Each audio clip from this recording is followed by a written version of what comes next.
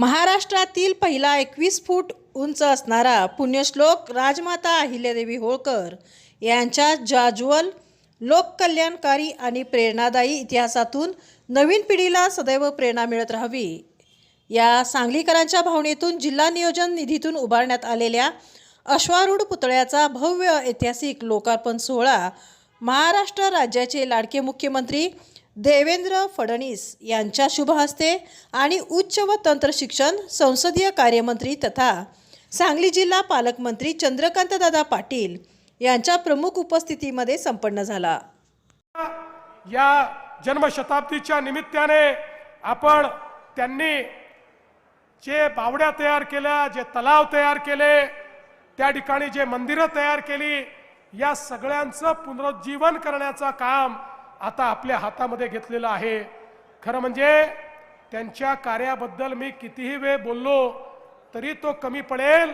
इतकं मोठं कार्य म्हणजे एकीकडे शौर्य होतं, दुसरीकडे धर्मप्रियता होती, तिसरीकडे प्रशासन होतं आणि चौथीकडे समता होती, न्यायाचं राज्य होतं। अशा सगळ्या गोष्टी या त्या राज्यामध्ये त्यांनी प्रस्थापित करून दाखवल्या।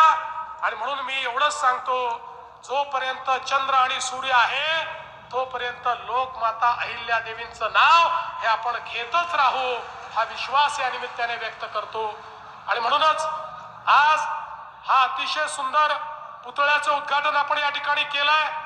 त्यासोबत आपण 5 उपकेंद्र देखील दिले आहेत। खरं म्हणजे महाराष्ट्राच्या इतिहासात पहिल्यांदा झालं की एखाद्या शहराला एकाच वेळी 5 उपकेंद्र मिळाले आणि यामुळे मोठ्या प्रमाणात विजेची जी आपली क्षमता आहे ती वाढणार आहे। त्यासोबत मला याही गोष्टीचा आनंद आहे की आज जिल्हा प्रशासनाने झोपडपट्टीमध्ये पट्टे वाटप सुरू केलेलं आहे। संपूर्ण महाराष्ट्रात झोपडपट्टीत राहणाऱ्या गरिबांना मालकी हक्काचे पट्टे देण्याचा आपला उपक्रम आहे।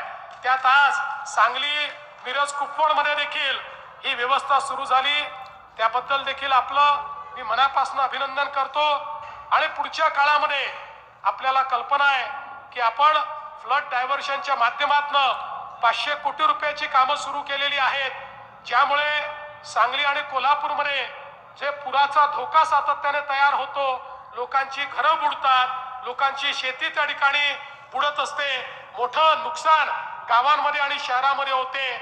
या संदर्भात वर्ल्ड बँकेच्या माध्यमातून आपण पूर नियंत्रणाचं 500 कोटी रुपयाचं काम हे आता सुरू केलेलं आहे। आणि हे काम झाल्यानंतर हा पुराचा फटका देखील या ठिकाणी पडणार नाही। पुढच्या काळामध्ये शेरी नाल्याचं काम आपल्याला हातामध्ये घ्यायचं आहे। या ठिकाणची अनेक कार्य आहेत, ही सगळी कार्य आपल्याला करायची आहेत। आज मी त्याबद्दल जास्त बोलणार नाही, कारण आजचा दिवस हा लोकमाता अहिल्या देवींना समर्पित अशा प्रकारचा दिवस आहे।